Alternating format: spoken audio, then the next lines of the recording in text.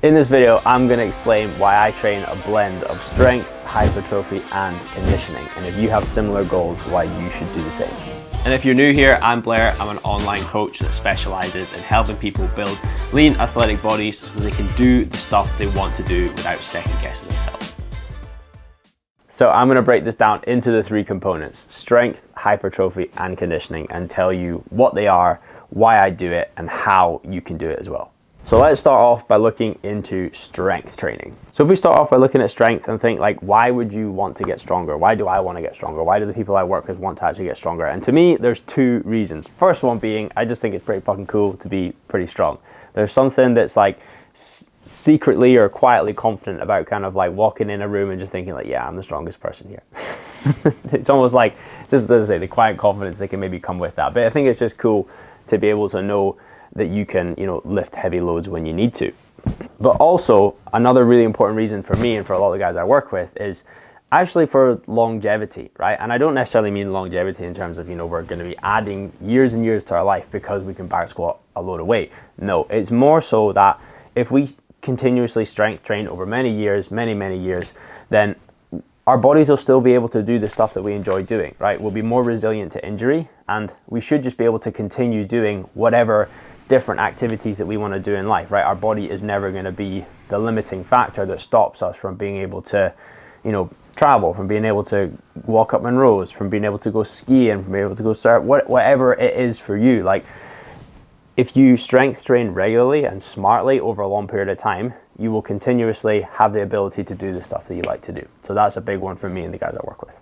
Now, if we look at what strength training actually is, now there's probably quite a lot of different definitions and different kind of avenues of explanation that you can go down. So let me just define it for what I'm speaking about here. Now, to me, the strength I'm talking about is pretty near sort of absolute strength, meaning like how much force can your body produce in kind of one movement. So that's kind of what I'm looking at. Now, whilst that isn't always really applicable anywhere in normal life, unless you're trying to, pick up a really heavy barbell or something, I just think it makes the most sense to define strength as that. You're trying to shift as much load as you possibly can in one movement, trying to produce as much force as you can. So to me, and for the purpose of this video, that's what strength training is. Now I'm going to tell you a little bit more about how you can actually build a stronger body over time.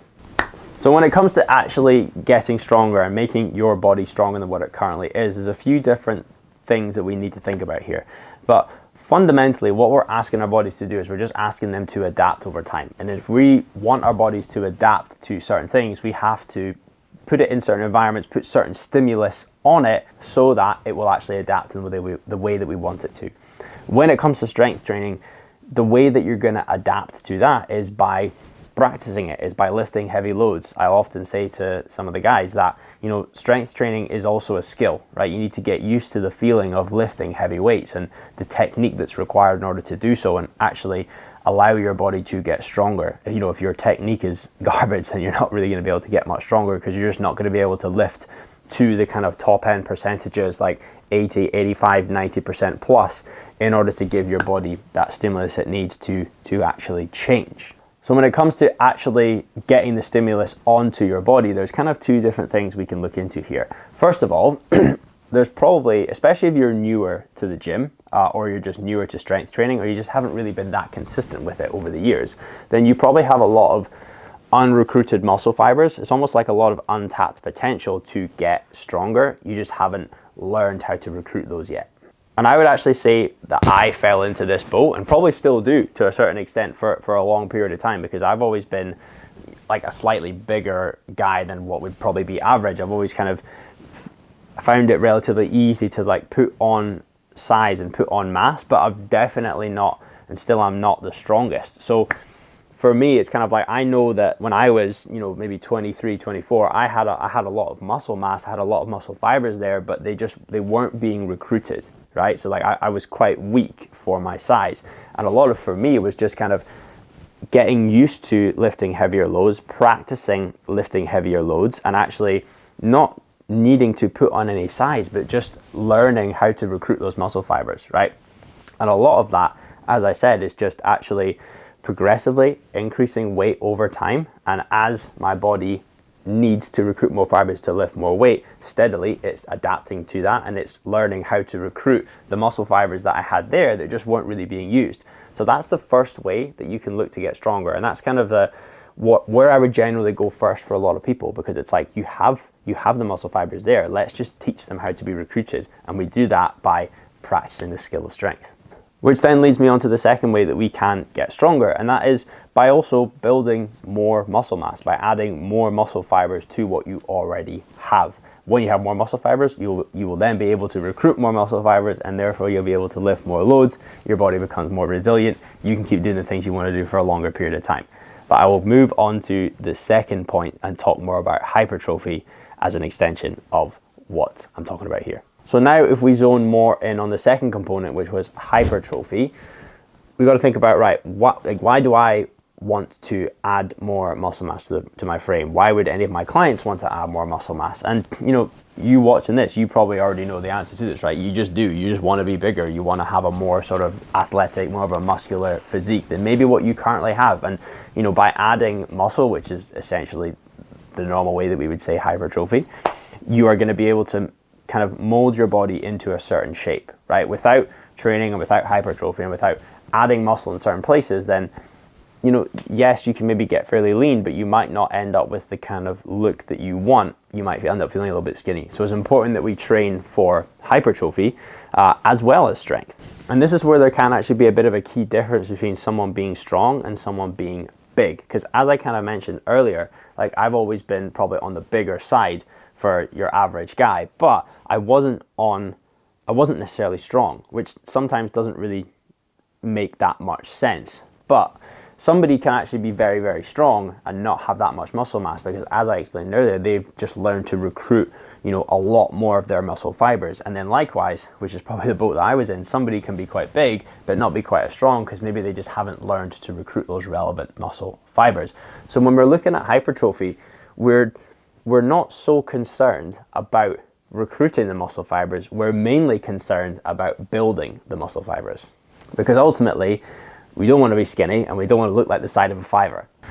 So how do you actually go about building some muscle? And in a way, it's similar to strength, as in we need to make sure we're giving our body the right stimulus in order to do so, because remember, our bodies are very, very efficient machines. They don't want to be doing something, just for the sake of it. They want to conserve energy. So if you're not training hard enough and you're not giving your body a reason to actually, grow more muscle, then it's never going to do it.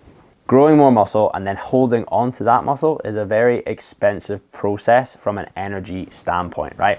People who are bigger, generally, they have to eat more food to sustain the size that they have. And from an evolutionary standpoint, right, like our bodies, we want to be able to conserve energy so that if we are ever in a situation where we could be starving, we have so much conserved energy there to use. Now, obviously, living where we live, it's unlikely to, in this time, it's unlikely that we're going to be in a situation whereby we're faced with the reality of starvation. But fundamentally, like that's kind of how your body's going to be thinking about it. So all the more reason, and this is why it's so important that you really need to continuously hammer home to your body stimulus and a reason for it to actually grow. So the way the muscle building process typically works, right, is that you'll go to the gym and you'll lift weights, you'll push yourself hard, you'll train to failure on multiple different movements, and you will, really bring the intensity on certain things. That is you putting your stimulus on the body to get muscle to grow. And this is where people make the mistake of thinking that when they're in the gym, that's when they grow muscle. That's not when you grow muscle. That's when you're giving your body the reasons, the signals, telling it you need to grow more muscle. Because think about it. If your body starts to register and think, right, okay, he's doing this all the time, this is getting quite expensive from an energy standpoint for us to have to put so much into this that he's lifting these weights all the time. So actually, it's going to be better off if we just build some more muscle tissue so that next time he lifts these weights, it actually feels easier and it costs less energy. And sometimes I think of it in that way because I feel like that's a nice way to explain it. Our body doesn't know that each time we go to the gym, we're going to be progressively overloading, adding more weight, pushing ourselves more with more and more intensity, that it's going to have to keep adapting to that. So you've been in the gym, you've trained, you've given your body the stimulus to grow. Now the next important part of the process is making sure you actually have time to recover from that session, because that is where the majority of your new muscle will be built, when you've broken it down in training and now it's repairing itself and it's regenerating, and then over time it's going to start building some more muscle tissues because of those signals that you've been giving it. And then from there, that is how we adapt. Our bodies are then adapting to the stimulus that we're throwing at it, and essentially we just need to keep going round and round in circles of that process for months on end, sometimes years on end, to really start to see big differences in what your physique is looking like. So the third component we'll speak about is conditioning. Now, for me, right, when I think about why I like doing conditioning, it's actually, the first place my head goes is, you know, when I was growing up, I wasn't the unfittest person, right? But I was definitely in like the lower half of fitness of different people. Like if we were going to go pre-season for rugby, like I would always be like super nervous because I knew it was gonna be really hard, and I would always feel like I was probably one of the more unfit people there. And as I kind of got older, I just put more time and attention towards my conditioning and towards feeling fit. And now, like, I value the feeling of being fit a lot more. So I wouldn't want to go to the gym and only ever train strength and hypertrophy, because I just feel like over time my fitness levels would drop, and I don't like that. I like the feeling of being fit and knowing that I can go and, you know, like whatever it is, I could go out for a run, I could just go and, you know, smash through some ergs. And obviously with like some of the competitions and stuff that I like to do, like fitness is a huge part of that, so like I'll stay on top of it from that standpoint. But I think even if they weren't even in the equation, I value the feeling of being fit. So for me, conditioning is always something, and for most people I work with, is like something that I will always like to include in my own training. Now when it comes to what conditioning training actually is, there's so many different, you know, avenues you can go down to explain this, but fundamentally to me, I think conditioning training is just, you need to make sure you're training it to the level that you need to. And I know that sounds really like a blanket statement, but for example, if the level of conditioning you need is just to be able, like, we go extremes here, if the level of conditioning you need is just to be able to like get off the sofa and like walk to the shop and back, then cool, like that's the conditioning training you need to do. And if the level of conditioning you need to be like an Olympic swimmer, you know, to win a gold medal, then obviously you need a hell of a lot of conditioning work. So it's kind of like, it's whatever you need it to be. So depending on what your situation is and what your goals are, that's kind of what your conditioning training should be, and that's kind of what it should look like. So taking me, I would say I have a relatively high emphasis on my conditioning, because, you know, I like to do things like high rocks, I like to do things like turf games, where, you know, there's a very high demand on your level of fitness to not only be able to, you know, complete the events, but also to be able to kind of keep going throughout the day and complete multiple different ones. So how do you train conditioning, and how do you get better at it? And again, it's going to depend on what you need to be conditioned for. But if I take myself as an example here, I will typically train conditioning in two ways, right? I will do something that is a little bit lower on the intensity scale. So we're looking at probably somewhere between sort of like 50 to 75% effort. And I'll do that, you know, probably at least once a week. And that might be sort of a steady state, longer-ish session. But it's not something that is too strenuous for me. And also it's not something that's going to hinder my recovery too much. So that's kind of one way that you do it. Another way that I train conditioning is by kind of going more max out, and I'll be kind of working at levels as kind of like 85% plus, you know, output. So really kind of training that top end of what my conditioning levels currently allow me to do, to then again try and put some more stimulus on myself to allow that capacity to increase over time. So similar standpoints as what I've said for strength and hypertrophy, around making sure that you're giving your body the stimulus that it needs to adapt. But I think one of the key differences with conditioning is including this sort of lower end work, where I almost see that as like that's building the base of the pyramid. And I've talked about this a little bit in a different video, where if the larger base you have of conditioning, then the higher you're going to be able to build that pyramid up the way. So if you continuously work on building that base, you're just going to have more potential to kind of build higher and higher and push your conditioning to the next level. So to tie this up, and with all of that in mind, if I was going to kind of talk through a typical session for me, including a blend of strength, hypertrophy and conditioning, it would probably look something like this. So I will pick maybe 1 or 2 movements that I know are the ones that I'm really focusing on getting stronger at, in this training cycle. So let's say, for example, one of those is a barbell back squat. And I know when I go into the gym and I hit my barbell back squats, I'm going to be doing pretty high percentages, right? I'm going to be lifting pretty heavy loads relative for me. They're going to be pretty tough. I'm going to be doing probably up 4 to 6-ish sets, looking at maybe, anywhere from 1 to maybe 4 reps, 4 kind of at the very, very top end, because again, I wanted to give my body the stimulus of lifting heavy loads, practicing the skill of lifting that heavy loads to try and teach my body to continuously recruit new muscle fibers. So I'll always start off with the strength component typically, because that's when I'm going to be the freshest, and that's probably the one that I'm going to need to be the most switched on for mentally as well. So I like to include that at the start of my session.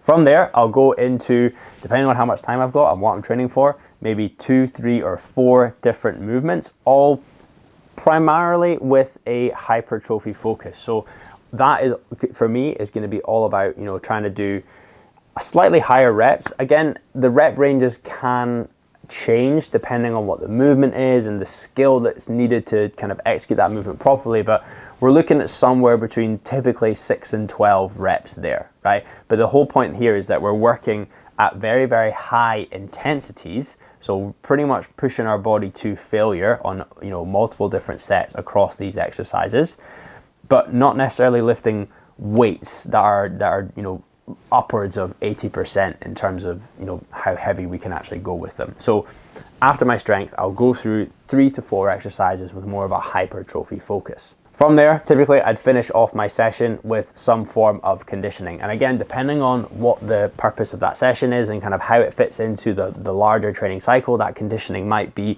something that's more steady state, building that base, or that conditioning might be something that's a lot faster paced. There may also be occasions where actually I train strength and hypertrophy as one session, and then on a different day I just have a completely different session that is all based around conditioning. So you do also have the option for that. So in essence, that is why I train with a blend of strength, hypertrophy, and conditioning. And if you have similar goals to me, whereby you want to, continuously get a bit stronger, always add a little bit of size and stay nice and fit, ultimately, so you can keep doing the things that you like to do without your body ever being a limiting factor, then it's probably a way that you should consider training as well.